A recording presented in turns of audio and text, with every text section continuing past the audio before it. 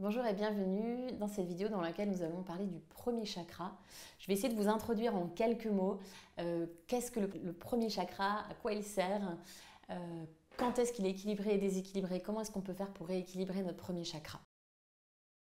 Alors vous savez déjà que les chakras ce sont bien sûr des roues énergétiques, c'est là où on va dire sont plutôt des centres énergétiques plutôt que des roues. Roues pourquoi? Parce que ça tourne, l'énergie elle est jamais stagnante, elle tourne, elle peut tourner plus ou moins vite et c'est vrai que lorsqu'un chakra est équilibré, déséquilibré, on peut dire que l'énergie tourne peut-être un peu trop vite ou peut-être pas assez, ou en tout cas qu'il y a comme quelque chose qui vient rester stagné.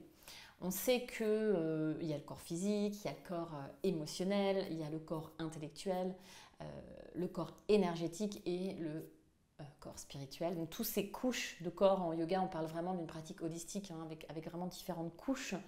C'est là où notre premier chakra, notre première roue énergétique va avoir un rôle essentiel, parce que comme je viens de vous le dire, c'est la première, c'est la base. Donc Muladhara chakra, Mula c'est la racine et Dhara c'est le soutien. Donc on est sur l'image de ce qui soutient la racine. Donc c'est pas seulement la racine, mais c'est aussi carrément vraiment voilà, tout ce qui entoure la racine. Si on prend l'image du pot de fleurs, ça va être aussi le pot de terre qui retient la racine. Donc symboliquement, on est bien sûr sur l'enracinement, l'ancrage.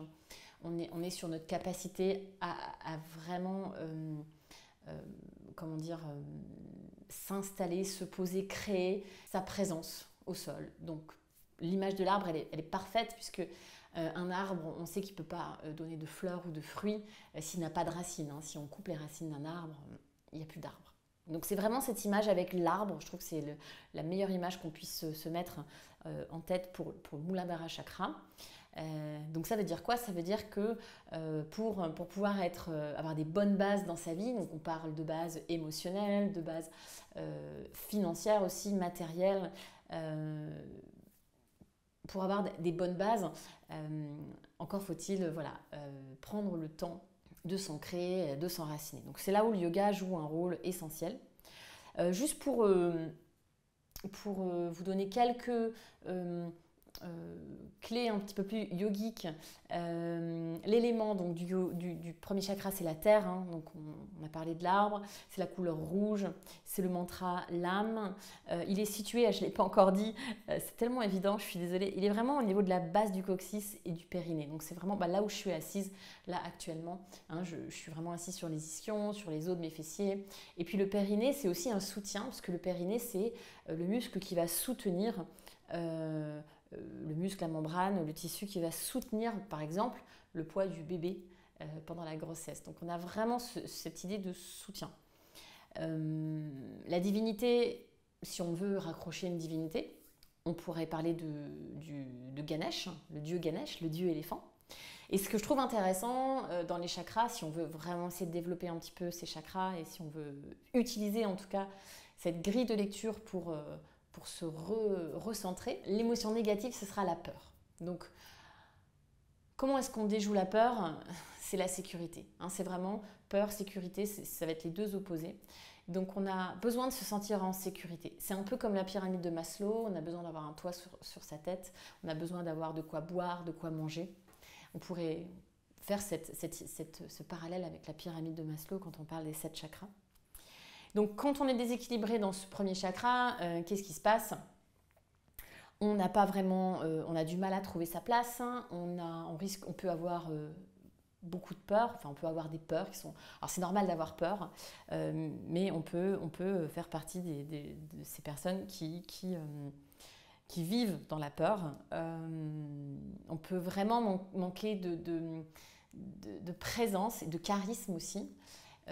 Quelqu'un qui est bien ancré, on dit qu'il est planté dans le sol, voilà, c'est quelqu'un un peu d'imperturbable, on a l'impression que rien ne pourrait le faire tomber, quoi. C'est vraiment cette idée-là d'être ancré dans ses fondations, d'être dans la réalité aussi, dans le corps, d'être incarné.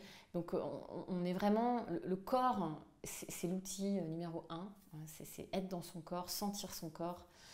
Et dans la pratique de yoga, par exemple, ça va être moi j'arrive enfin je repère entre guillemets, je ne sais pas si c'est le bon terme, mais quand je vois des personnes qui ont vraiment du mal à tenir debout, dès qu'on change de côté, par exemple, on passe du côté droit au côté gauche, on voit qu'elles sont perturbées, elles perdent de l'équilibre.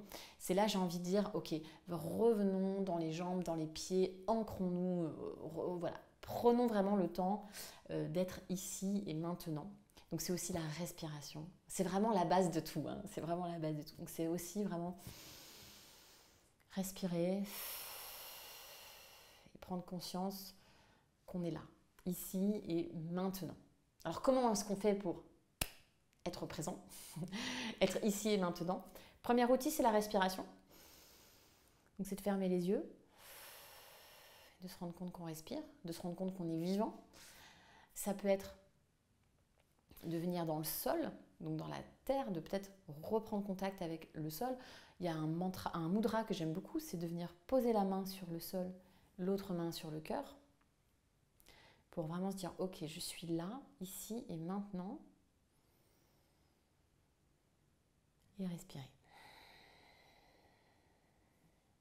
Et parfois, dans les pratiques de yoga, de pouvoir vraiment passer d'un côté à l'autre, de pouvoir faire des transferts de poids, de pouvoir mettre du poids dans la main gauche, du poids dans la main droite, de pouvoir aller explorer vraiment ce qui se passe au sol, voilà, d'avoir des pratiques un petit peu plus animales, si je puis dire, et voilà, de revenir vraiment dans le sol avant de pouvoir remonter. Voilà pour le premier chakra, je pourrais en parler pendant des heures et des heures et des heures. On peut avoir aussi des petits conseils alimentation pour terminer sur le premier chakra. Si vous voulez rééquilibrer ce chakra, vous pouvez bien évidemment... On a parlé de la couleur rouge, donc visualisez dans votre tête, c'est la couleur rouge lorsque vous méditez, visualisez un arbre lorsque vous méditez. Peut-être écouter un mantra, le mantra l'âme. Vous pouvez trouver des mantras l'âme partout sur Internet. Et sur l'alimentation, donc c'est aussi lié en médecine chinoise à l'estomac. Donc la médecine chinoise et le yoga, il y a des choses qui se ressemblent, il y a des choses qui ne se ressemblent pas. Toujours est-il qu'on peut privilégier des aliments de la terre, on peut privilégier le matin quand on se lève, éviter de mettre des choses agressives dans son estomac, commencer par de l'eau, tout simplement, de l'eau tiède. Voilà. Privilégier encore une fois des fruits, des légumes et pourquoi pas des aliments de la couleur rouge, des tomates. Et voilà, et ce sera surtout la période de l'année de l'automne où on va pouvoir, on va devoir, c'est une obligation, c'est bien en automne de prendre le temps de retrouver ses bases avant de redémarrer nos années scolaires, parce que voilà, on pourrait dire que l'année commence en septembre. Voilà, c'est tout pour ce premier chakra. Je vous remercie. N'hésitez pas à m'envoyer vos questions et je serai à votre écoute. À bientôt.